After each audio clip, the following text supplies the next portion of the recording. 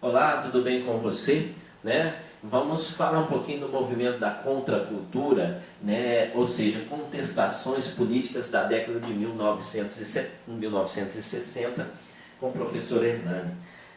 Espero que você possa aprender um pouquinho de história, nos meus vídeos. Tem aí várias aulas, várias videoaulas, e que você possa curtir, participar do meu canal, curtir e indicar aos seus amigos aí, na década de 1960, trouxeram as renovações para o veículo, a TV na década de 60. Os anos 60 trouxeram renovações para os veículos que alteraram profundamente seu comportamento, viu? As novidades tecnológicas permitiram maior agilidade e maior alcance de informações, iniciando as condições para a televisão, que a televisão se consolidasse como o veículo mais importante da comunicação hoje. Hoje nós temos vários canais de TV aberta que nós não tínhamos anteriormente. Contra a cultura, a censura, nós temos aí vários exemplos. Em 1960, 2 gêneros de programas contribuíram para que a TV se tornasse um fenômeno de comunicação de massa no país. O programa de auditório, com a introdução dos comunicadores, com exemplo vocês estão vendo aí no vídeo, e a telenovela. Nós tivemos exemplo de Silvio Santos, que ainda hoje continua sendo dos grandes comunicadores da TV brasileira, programa de auditório, Chacrinha e vários outros.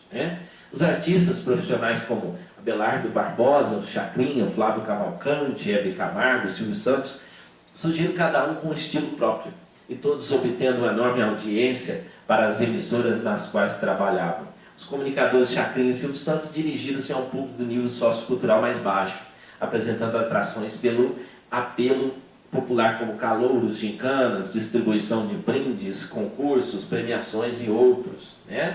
Nós temos aí a imagem deles, acima a grande musa da TV brasileira, falecida há poucos anos atrás, a Hebe Camargo, aí embaixo o Flávio Cavalcante, o Silvio Santos e o Abelardo Barbosa, Chacrinha, no cantinho Monique Evans. A MPB, música popular brasileira, tornou-se um fenômeno de comunicação. O Chacrinha, analisando por estudiosos por sua maneira de apresentação, a maneira de vestir e pelos prêmios estranhos que distribuía ao seu auditório. Flávio Cavalcante manteve o esquema que havia consagrado anteriormente em programas de rádio, a divulgação da música popular brasileira com lançamentos e concursos. Os grandes comunicadores, os 3 comunicadores valiam-se da presença de júris compostos por pessoas famosas. O programa da Hebe Camargo tornou-se uma espécie de sala de visitas de São Paulo, recebendo todas as personalidades que passavam pela cidade, dirigindo a um público mais exigente, uma classe média mais alta. O programa exibia desfiles de modas, debates, bailados, entrevistas famosas e boa música popular brasileira. A televisão, o Estado investiu na programação da televisão, construiu um moderno sistema de micro-ondas com o dinheiro arrecadado pelo Fundo Nacional de Telecomunicações, gerenciado para a recém-criada Embratel. Abriu crédito para a compra de receptores, forneceu infraestrutura para sua expansão, e a Embratel tinha a função de prestar serviços no setor das telecomunicações nacionais, implantando, mantendo, explorando, expandindo o sistema nacional. A Globo foi a pioneira na transmissão via satélite em 1968, no lançamento da nave espacial Apollo 9. Aí você tem a imagem ali do Edson Cury, o Bolinha, e também do Raul Gil. O Edson Cury que fez programação na Bandeirantes, e hoje o Raul Gil está no Sistema Brasileiro de Televisão, SBT, de propriedade do empresário Silvio Santos. Os principais acontecimentos da década de 60, a inauguração da TV Cultura de São Paulo, em 1963, Canal 2, pelos diários associados. A inauguração da TV Globo no Rio de Janeiro, Canal 4, empresa de Roberto Marinho. Às 11 horas do dia 26 de abril de 1965, a Rede Globo Televisão entra no ar em São Paulo, através do Canal 5, a antiga TV Paulista, adquirida pelo Grupo Vitor Costa. Em 1966, vai ao ar Rede Globo, o programa Silvio Santos, Música e Alegria, aos domingos com 4 horas de duração. Em 1967, é criado o Ministério das Comunicações, que engloba a Empresa Brasileira de Correios, de Telégrafo, a Empresa Brasileira de Telecomunicações, Embratel, apesar de funcionar desde 62, é a Companhia Telefônica Brasileira. Nós temos aí também, né, a Rede Manchete, o SBT, TV Tupi e a Rede Globo de televisão. No dia 1º de setembro de 69, estreia o Jornal Nacional, ainda ao ar hoje, né, com várias personalidades como Cid Moreira, Sérgio Chapelain, hoje sendo apresentado pelo William Bonner, na Rede Globo. Primeiro programa regular a ser transmitido em rede nacional, que marca o início das operações da rede no Brasil.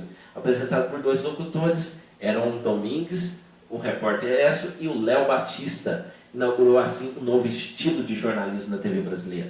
Em 1969, a TV Excelsior é extinta. O rádio na década de 60. Hoje o rádio continua sendo um grande meio de comunicação, apesar da internet, né? Apesar das transmissões via rede mundial dos computadores. O censo de 1960 nos fornece ainda dados quanto às principais características dos domicílios particulares, quais delatam itens tais como abastecimento de energia elétrica e a posse de aparelhos eletrodomésticos como rádio, geladeira, televisão e hoje coisas muito mais modernas, né? Os aparelhos de rádio da década de 40 e 50 ainda eram relativamente grandes, principalmente se comparados ao tamanho dos atuais, né? Nós temos hoje todo tipo de rádio, aparelho de som, hoje também o uso dos pendrives, né? Os geradores para que funcionassem. Os aparelhos transistorizados somente invadiam efetivamente o mercado nacional no final da década de 60. O rádio chegava ao final dos anos 50 e início dos anos 60, consolidando sua posição em meio de comunicação de massa, como um elemento fundamental na formação de hábitos da sociedade brasileira dos anos 30 aos anos 60. O rádio foi um meio através do qual as novidades tecnológicas, os modismos culturais, as mudanças políticas e informações chegaram à população. O rádio ajudou a criar novas práticas culturais de consumo por toda a sociedade brasileira. A música, o Iê Iê Iê de Roberto Carlos, da Jovem Guarda, ajudou a embalar a década de 60 no Brasil, um período marcado também por inesquecíveis festivais de música brasileira, que fizeram despontar nomes como Elis Regina, Jair Rodrigues. Da Bossa Nova surgiram grandes compositores, intérpretes Tom Jobim, Vinícius de Moraes, Nara Leão, Elis Regina, Elisete Cardoso, Johnny Alf, Carlos Lira, Ronaldo Boscoli, Roberto Menescal, Luiz Bonfá, Baden Powell e tantos outros, né?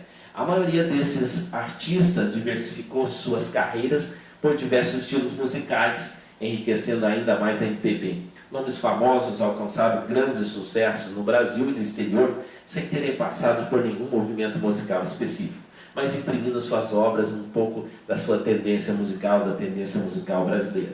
Chico Buarque é o caso, por exemplo, de Chico Buarque de Holanda, o intérprete dos acontecimentos políticos e sociais do país, o intimista Edu Lobo, que transitou pela Bossa Nova e ampliou seu trabalho no universo cultura popular. E Milton Nascimento, conhecido por seu refinamento musical, mineirinho Milton Nascimento, né? Conhecido pela música Coração de Estudante e vários outros.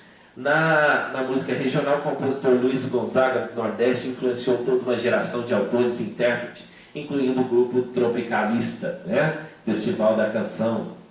Está aí a foto de alguns deles, né? Gilberto Gil, Chico Buarque, Ney Mato Grosso, e fala, tem um pouquinho da questão da ditadura militar, né? Que eles influenciaram, através da música, puderam ajudar os estudantes a lutar pelos seus ideais dentro da perseguição da ditadura militar. Nos esportes, a conquista da Copa do Mundo de 62 no Chile completou o clima de euforia que tomava conta do Brasil na primeira metade da década. Na política, o golpe militar de 64 foi suficiente para abafar a efervescência cultural da época, né? Marcada também pela contestação política. Mas os militares conseguiram impedir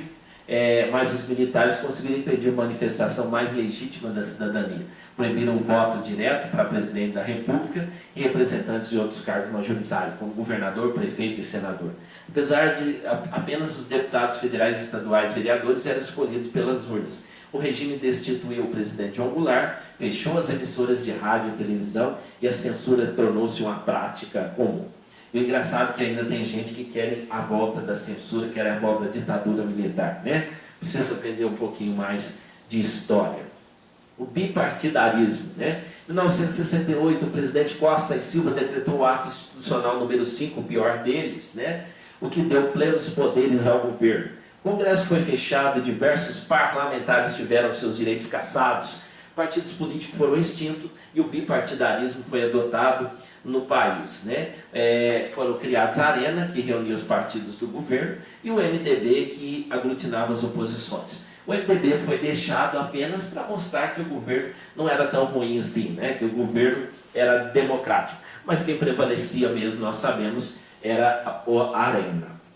Os telefones da década de 50 e 60, alguns acontecimentos marcaram o desenvolvimento até das telecomunicações, né? Seu desenvolvimento foi retomado a partir do final da década de 60, após a regulamentação do Código Brasileiro em 1963. A TV a cores chega no Brasil em março de 1969, foi o primeiro tronco sul de micro-ondas da Embratel, interligando São Paulo, Curitiba e Porto Alegre. Um ano depois foi inaugurado o DDD, descagem direta à distância, em fevereiro de 72. Além da inauguração da primeira transmissão de TV a cores no Brasil, também foram criados o sistema Telebrás e os primeiros telefones públicos foram instalados no Rio de Janeiro. Ainda nessa década foi implantado o Sistema Brasileiro de Telecomunicações via Satélites, SBTS, e o sistema de cabos submarinos ligando o nosso país à Europa e aos Estados Unidos e também à África. E vocês estão vendo aí, né, imagens das primeiras televisores, dos primeiros televisores coloridos, né? Hoje nós temos televisores bem mais modernos, de LED, LCD, e Smart TVs e muito mais. Os hippies, né? O hippie quer dizer jovem relaxado, com cabelos longos, jovem rebelde dos anos 60 que aceita a liberdade sexual e o uso de drogas, né? Hoje se fala muito no uso de drogas na prevenção, mas nos anos 60 nós temos um período de grande contestação e de grande liberdade sexual e forte uso de drogas, né?